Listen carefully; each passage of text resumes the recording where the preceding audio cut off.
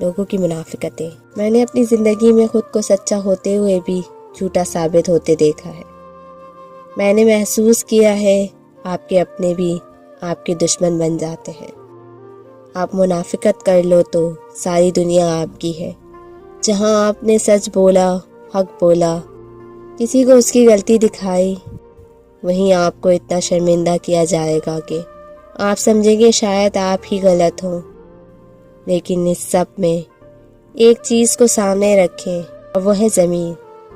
میں جو کرتی ہوں صحیح اور غلط میں خود کو ضمیر کی عدالت میں کھڑا کرتی ہوں اور چھپ کر آنسو پوچھ کر مسکرا دیتی ہوں کہ میرا اللہ سب دیکھ رہا ہے، اور زیادتی کرنے والوں کو وقت آنے پر منہ کی کھانی پڑے گی۔